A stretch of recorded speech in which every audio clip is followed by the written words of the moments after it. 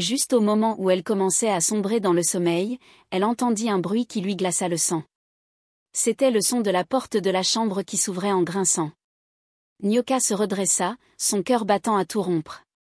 Elle vit Kofi, debout dans l'embrasure de la porte, son visage caché dans l'ombre. « Qu'est-ce qui t'arrive » Kofi, demanda-t-elle, sa voix tremblante. Kofi ne répondit pas. Il entra dans la pièce, refermant la porte derrière lui. La serrure cliqueta et Nyoka ressentit une vague de panique. « Kofi, qu'est-ce que tu fais » cria-t-elle en s'éloignant. À tous nos abonnés incroyables, nous vous aimons tous. Et si vous découvrez notre chaîne pour la première fois, nous vous aimons aussi. Veuillez vous abonner et n'oubliez pas d'activer la cloche de notification pour ne rater aucune de nos histoires incroyables. Maintenant, continuons. Dans un petit village niché le long des rives du Nil, vivait une jeune fille nommée Nyoka. Nyoka avait 20 ans, des yeux pétillants et un sourire capable d'éclairer les nuits les plus sombres. Elle vivait avec sa mère, Amuna, et son petit frère, Deng. Leur père était décédé quand Deng n'était qu'un bébé, et Amuna avait travaillé dur pour élever ses enfants seuls. Le village de Nyoka était un endroit de paix et de beauté où les gens vivaient en harmonie avec la nature. Les champs étaient verdoyants et lumineux, et l'air était rempli des chants des oiseaux et des rires des enfants qui jouaient. Malgré les difficultés, Nyoka aimait profondément son village et sa famille. Un soir, alors que le soleil se couchait à l'horizon, jetant une lueur dorée sur le village, Nyoka jouait avec ses amis au bord du fleuve. Ils riaient et s'éclaboussaient dans l'eau, profitant des derniers instants de la journée. Alors que le ciel s'assombrissait, Nyoka entendit sa mère l'appeler. « Nyoka, il est temps de rentrer. » La voix d'Amuna résonnait à travers le village. Nyoka fit un signe d'au revoir à ses amis et courut vers sa maison, ses pieds nus soulevant la poussière sur son passage. Elle trouva sa mère debout devant leur petite hutte en terre battue, le visage marqué par l'inquiétude. « Nyoka, j'ai besoin que tu fasses quelque chose de très important, » dit Amuna d'une voix sérieuse. Nyoka hocha la tête, son cœur commençant à battre plus vite. « Qu'est-ce que c'est, maman » Amuna prit une profonde inspiration et posa ses mains sur les épaules de Nyoka. « J'ai besoin que tu apportes ce panier de nourriture au vieil homme Kofi, qui vit à l'extrémité du village. Il ne se sent pas bien et je lui ai promis de lui préparer le dîner. Mais fais attention, mon enfant, le chemin vers sa maison peut être dangereux la nuit. » Nyoka frissonna. Elle avait entendu des histoires sur le chemin qui menait à la maison de Kofi. On disait qu'il était hanté par des esprits et des animaux sauvages. Mais elle savait qu'elle devait être courageuse pour sa mère. « Je ferai attention, maman, je te le promets, » répondit Nyoka en prenant le panier des mains de sa mère. Amuna la serra fort dans ses bras. « Merci ma fille courageuse. Maintenant, dépêche-toi avant qu'il ne fasse trop sombre. » Avec le panier dans les mains et le cœur battant, Nyoka se mit en route vers la maison de Kofi. Le chemin était étroit et sinueux, bordé de hautes herbes et de buissons épineux. À mesure qu'elle avançait, les bruits du village s'estompaient, remplacés par le silence inquiétant de la nuit. Nyoka essaya de se concentrer sur sa tâche, mais elle ne pouvait s'empêcher de ressentir un sentiment de peur. Les histoires sombres qu'elle avait entendues sur ce chemin défilaient dans son esprit, la faisant sursauter à chaque bruissement et ombre. Alors qu'elle approchait de la maison de Kofi, elle aperçut une lumière vacillante au loin. C'était la lanterne du vieil homme, brillante comme un phare dans l'obscurité. Nyoka accéléra le pas, sa peur laissant place au soulagement. Quand elle arriva à la maison, elle frappa à la porte, ses doigts tambourinant contre le bois. Après un moment, la porte s'ouvrit en grinçant et Nyoka se retrouva face à face avec Kofi. C'était un vieil homme, sa peau ridée et ses cheveux blancs comme neige. Malgré son âge, ses yeux étaient perçants et vifs. « Bonsoir Kofi, » dit Nyoka, sa voix tremblante légèrement. « Ma mère m'a envoyé avec de la nourriture pour vous. » L'expression de Kofi se radoucit et il sourit. « Merci Nyoka, ta mère est très gentille. Entre, je t'en prie. » Nyoka hésita un instant, puis elle entra. C'était petit et simple, avec quelques vieux meubles et un feu brûlant dans l'âtre. Kofi la conduisit à une chaise et lui fit signe de s'asseoir. Alors que Nyoka s'asseyait, elle remarqua quelque chose d'étrange, il y avait une lourde serrure sur la porte de la chambre. Elle n'avait jamais vu une telle serrure auparavant et cela lui donna un sentiment d'inquiétude. Kofi remarqua son regard, car il se mit à rire doucement. « Ne t'inquiète pas pour ça, mon enfant, c'est juste pour empêcher le vent d'ouvrir la porte. » Nyoka hocha la tête, bien qu'elle ne fût pas entièrement convaincue. Elle tendit le panier à Kofi, qui la remercia de nouveau et commença à déballer la nourriture. « Veux-tu rester un moment ?» demanda Kofi, sa voix douce. « J'apprécierais un peu de compagnie. » Nyoka réfléchit à son offre. Il faisait déjà sombre dehors et l'idée de rentrer seule la terrifiait. De plus, Kofi semblait gentil et elle ne voulait pas paraître impolie. « D'accord, » dit-elle en souriant, « je vais rester un petit moment. » Alors que Kofi s'affairait avec la nourriture, Nyoka regarda autour de la pièce. Elle était remplie d'objets étranges et fascinants, de vieux livres, des bibelots poussiéreux et des cartes anciennes. Elle ressentit un mélange de curiosité et d'inquiétude persistante. Après avoir mangé, Kofi commença à raconter à Nyoka des histoires sur sa vie. Il parlait de terres lointaines et d'aventures oubliées depuis longtemps, de batailles livrées et de trésors découverts. Nyoka l'écoutait, captivée par ses récits. Elle n'avait jamais entendu de telles histoires auparavant et elle remplissait son imagination d'images vives. Les heures passèrent, avant même que Nyoka ne s'en rende compte, il était très tard. Elle étouffa un bâillement, ses paupières devenant lourdes. « Tu devrais rester ici pour la nuit, » dit Kofi, sa voix bienveillante mais ferme. « Il est trop dangereux de rentrer maintenant. » Le cœur de Nyoka fit un bond. Elle ne voulait pas rester, mais elle savait qu'il avait raison, le chemin serait encore plus dangereux dans l'obscurité. « D'accord, » dit-elle, essayant de dissimuler sa peur. « Je vais rester. » Kofi sourit et lui montra un petit lit dans le coin de la pièce. Alors que Nyoka s'y allongeait, elle ne pouvait se débarrasser de son sentiment de malaise. La serrure sur la porte de la chambre semblait la fixer, un rappel silencieux de ses craintes. Au fil de la nuit, l'inquiétude de Nyoka grandissait. Elle se tourna et se retourna, incapable de dormir. La pièce était remplie de bruits étranges, le craquement de la maison, le murmure du vent, et autre chose, quelque chose qu'elle ne pouvait identifier. Puis, juste au moment où elle commençait à sombrer dans le sommeil, elle entendit un bruit qui lui glaça le sang. C'était le son de la porte de la chambre qui s'ouvrait en grinçant. Nyoka se redressa, son cœur battant à tout rompre. Elle vit Kofi, debout dans l'embrasure de la porte, son visage caché dans l'ombre. « Qu'est-ce qui t'arrive ?» Kofi, demanda-t-elle, sa voix tremblante. Kofi ne répondit pas. Il entra dans la pièce, refermant la porte derrière lui. La serrure cliqueta et Nyoka ressentit une vague de panique. « Kofi, qu'est-ce que tu fais ?» cria-t-elle en s'éloignant. Le vieil homme ne dit rien, il se tenait là, ses yeux brillant dans l'obscurité. L'esprit de Nyoka s'emballa, elle devait sortir d'ici, mais la porte était verrouillée et Kofi bloquait le passage. Elle regarda autour de la pièce, cherchant quelque chose, n'importe quoi, qui pourrait l'aider. Ses yeux tombèrent sur une petite fenêtre, partiellement cachée par un rideau. C'était sa seule chance. Avec une poussée d'adrénaline, Nyoka sauta du lit et courut vers la fenêtre. Elle tira sur le loquet, mais il était coincé. Le désespoir l'envahit tandis qu'elle luttait pour l'ouvrir. Kofi s'approchait, lent et délibéré. Nyoka pouvait sentir sa présence derrière elle, froide et menaçante. Au moment où elle pensait que tout espoir était perdu, le loquet céda et la fenêtre s'ouvrit en grand. Nyoka se glissa à travers, son cœur battant à tout rompre, et tomba sur le sol dehors, ses mains et ses genoux raclant la terre rugueuse. Sans regarder en arrière, elle se mit à courir aussi vite qu'elle le pouvait, sa respiration haletante.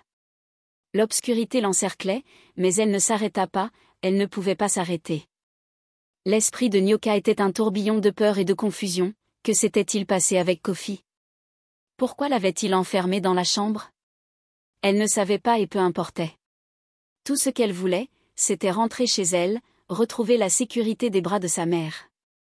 Finalement, après ce qui lui sembla être une éternité, elle aperçut les lumières de son village au loin. Des larmes coulaient sur son visage alors qu'elle se précipitait vers elle, ses jambes tremblantes de fatigue. Lorsqu'elle atteignit sa maison, elle ouvrit la porte en trombe, en sanglotant de manière incontrôlable. Amuna et Deng se précipitèrent à ses côtés, leur visage empreint d'inquiétude. Nyoka, que s'est-il passé demanda Amuna, sa voix tremblante. Nyoka essaya de parler, mais ses mots étaient étouffés par les larmes. Elle s'accrocha à sa mère, son corps secoué par la peur. Tout va bien, mon enfant, murmura Amuna en la tenant contre elle.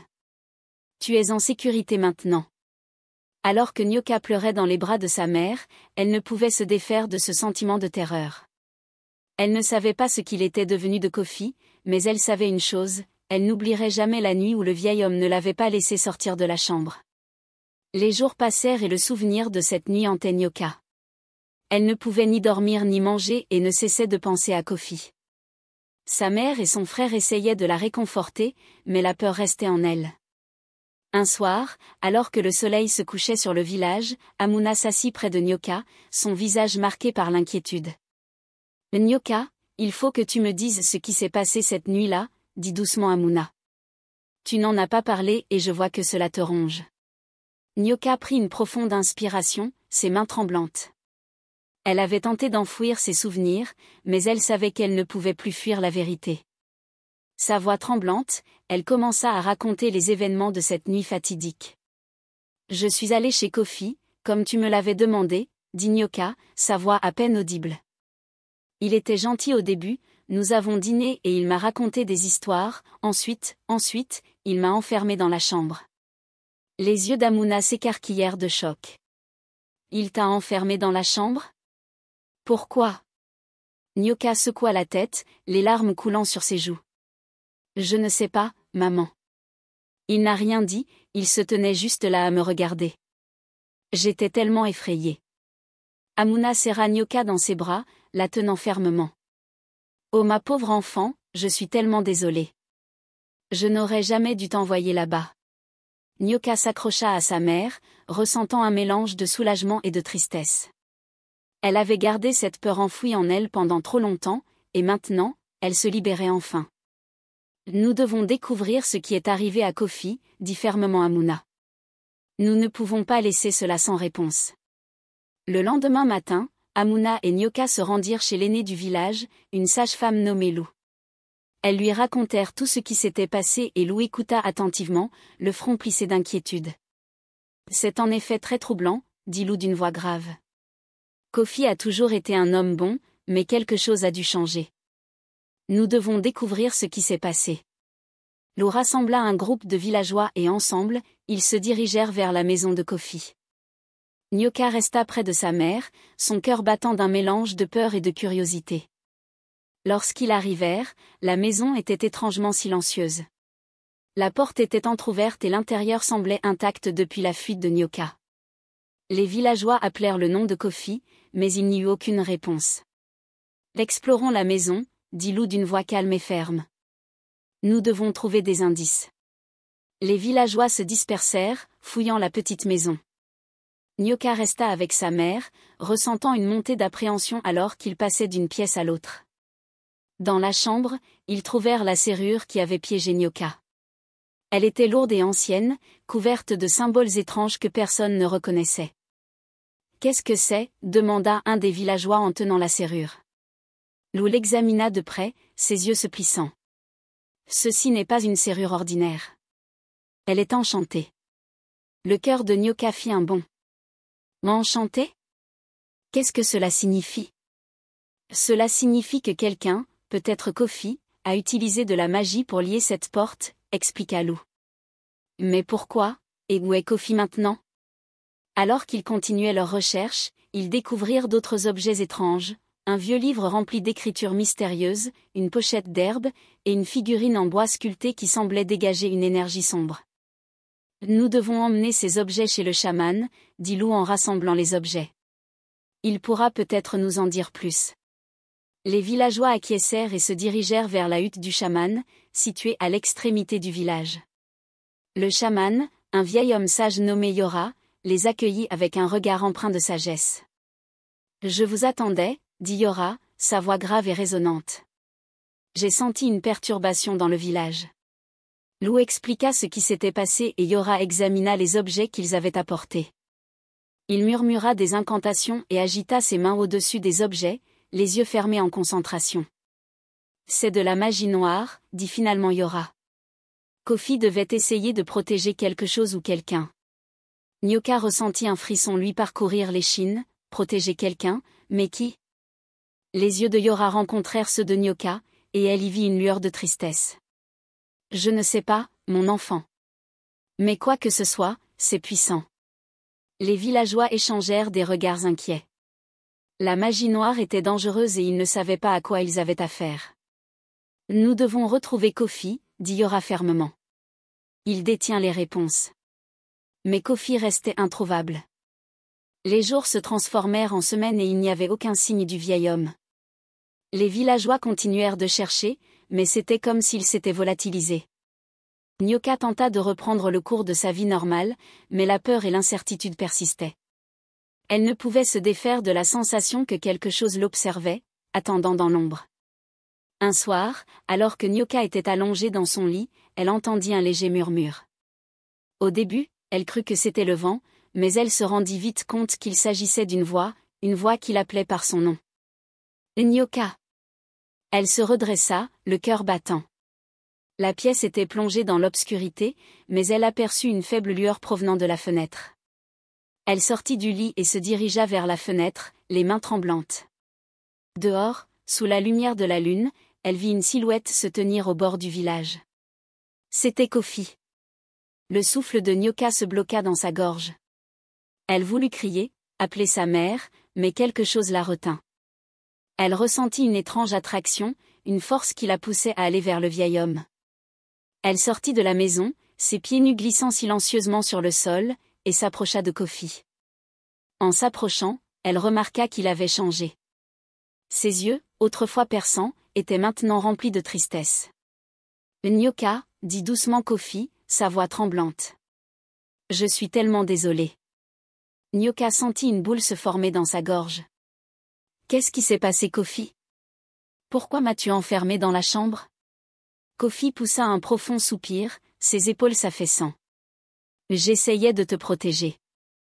Il y a une obscurité dans ce village, une malédiction que j'essaie de repousser depuis des années, mais j'ai échoué. La magie m'a consumé. Les yeux de Nyoka s'écarquillèrent de choc. Une malédiction? Quelle malédiction? Kofi leva les yeux vers la lune, son visage marqué par la tristesse. Il y a longtemps, ce village était hanté par un esprit puissant. Il apportait la maladie et la mort, et les habitants vivaient dans la terreur. J'ai utilisé ma magie pour piéger l'esprit dans une figurine en bois et je l'ai gardée cachée chez moi. Mais la magie était trop forte et elle a commencé à me corrompre. Nyoka sentit un frisson lui parcourir l'échine. La figurine en bois, celle que nous avons trouvée chez toi. Kofi hocha la tête. Oui. J'ai essayé de la garder enfermée, mais l'obscurité a trouvé un moyen de s'échapper. Je ne voulais pas te faire de mal, Nyoka. J'essayais seulement de te protéger de l'esprit. Des larmes montèrent aux yeux de Nyoka. Que devons-nous faire maintenant? Kofi tendit la main et attrapa la sienne, son étreinte étonnamment forte. Nous devons détruire la figurine. C'est la seule façon de briser la malédiction. Nyoka acquiesça, une détermination grandissant dans son cœur. Faisons-le ensemble. Ils retournèrent à la maison de Kofi. Les villageois, surpris de voir Kofi, furent rapidement mis au courant de ce qui s'était passé. Yora et Lou acceptèrent que la figurine devait être détruite et ils se préparèrent à réaliser un rituel pour bannir l'esprit une fois pour toutes. Alors que les villageois se rassemblaient autour d'un grand feu de joie, Yora commença à chanter d'une voix grave et résonnante. La figurine fut placée dans les flammes, et une fumée noire commença à s'en échapper, se tordant et se contorsionnant comme une créature vivante. Nyoka observait, le cœur battant. La fumée semblait former un visage tordu et furieux. Elle pouvait sentir l'énergie maléfique qui émanait de cette chose et elle serra fermement la main de Kofi. Mais les incantations du chaman devinrent de plus en plus fortes, et le feu brûla de plus en plus intensément. La fumée commença à se dissiper et le visage en colère s'évanouit dans la nuit. Enfin, avec un dernier cri désespéré, l'esprit disparut. Les villageois poussèrent des cris de joie, leur voix résonnant de soulagement et de bonheur. La malédiction avait été brisée et le village était enfin en sécurité. Kofi sourit, sentant un poids se lever de ses épaules. Merci Nyoka, tu as un cœur courageux. Nyoka serra le vieil homme dans ses bras, ressentant pour la première fois depuis des semaines un sentiment de paix. L'obscurité avait été bannie et le village pouvait enfin guérir. Au fil des jours, la vie dans le village reprit son cours. Les champs étaient verdoyants et luxuriants, et l'air était à nouveau rempli des chants des oiseaux et des rires d'enfants. Nyoka ressentait un bonheur profond, sachant que l'obscurité avait été vaincue. Mais elle n'oublierait jamais la nuit où le vieil homme ne l'avait pas laissé sortir de la chambre. Ce fut une nuit de peur et d'incertitude, mais aussi une nuit de courage et de force. Nyoka avait appris que même dans les moments les plus sombres, il y avait toujours de l'espoir. Elle avait affronté ses peurs et les avait surmontées, et elle savait désormais qu'elle pouvait affronter les défis à venir. Ainsi, tandis que le soleil se couchait sur le village, projetant une lueur dorée sur les champs, Nyoka souriait. Elle était entourée des gens qu'elle aimait et elle savait qu'ils seraient toujours là, unis, quoi qu'il arrive. Merci beaucoup d'avoir regardé. Si vous n'êtes pas encore abonné à notre chaîne, veuillez le faire, aimer et activer la cloche de notification pour ne manquer aucune de nos histoires incroyables. Au revoir.